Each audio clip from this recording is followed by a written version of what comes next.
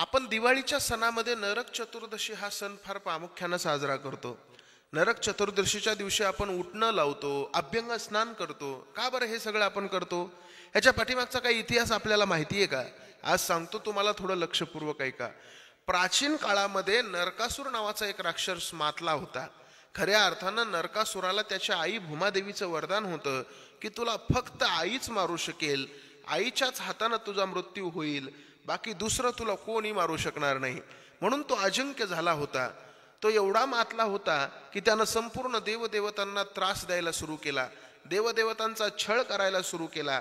एवढंच नाही तर ऋषी मुनींच्या तपोभूम्या उद्ध्वस्त करायला लागला। स्वर्गातल्या अप्सरा त्यानं कैदेत ठेवल्या होत्या। 16,000 राजकुमारींना त्यानं कैदेमध्ये ठेवलं होतं। देवदेवतांना प्रश्न पडला की या नरकासुराचा वध नेमका करायचा कसा? याला तर आईचं वरदान आहे की हा फक्त आईच्याच हाताने मरू शकेल, याला दुसरं कोणी मारू शकत नाही। देवदेवतांना प्रश्न पडला। देवदेवतांना विष्णू परमात्म्याकडे धाव घेतली। विष्णू भगवान परमात्म्याकडे जाऊन सगळ्यांनी मदत मागितली। देवानं सांगितलं, काळजी करू नका, येणारा अवतार माझा भगवान श्रीकृष्ण परमात्म्याचा होणार आहे। आणि भगवान श्रीकृष्ण परमात्म्याचा ज्यावेळेस मी अवतार घेईल त्यावेळेस भूमादेवी सत्यभामादेवीच्या रूपामध्ये माझ्यासोबत अवतार घेतील आणि सत्यभामेच्या हाताने त्याचा मृत्यू होईल। कालांतरानं भगवान श्रीकृष्ण परमात्म्याचा जन्म झाला।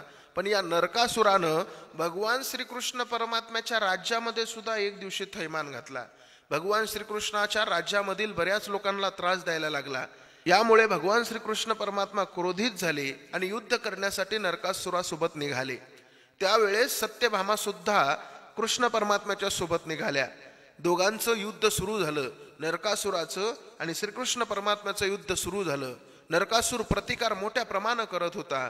नरकासूर श्रीकृष्ण परमात्म्यासोबत युद्ध करत असताना मोठ्या प्रमाणात प्रतिकार करू लागला, परंतु सत्यभामाचा एक बाण नरकासुराच्या शरीरामध्ये शिरला आणि त्याच ठिकाणी नरकासूर कोसळला। नरकासुराचा मृत्यू झाला। सगळ्यांनी श्रीकृष्ण परमात्म्याचा जय जयकार केला आणि नरकासुरानं मात्र सगळ्याकडे पाहून श्रीकृष्ण परमात्म्याकडे एकच मागितलं की देवा, आजचा दिवस जसं मी मेल्याच्या नंतर सगळेजण आनंद साजरा करतात ना, तसाच आनंद दरवर्षी या दिवशी सगळ्यांना साजरा करावा, एवढीच विनंती आहे। नरकासूर म्हणजे नुसता राक्षसच नाही, तर नरकासूर म्हणजे आपल्या मधला अहंकार आहे। मला असं वाटतं या नरक चतुर्थी दिवशी आपण सगळ्यांना आपल्या अंतःकरणातला अहंकार रूपी नरकासूर राक्षस बाजूला काढून द्यावा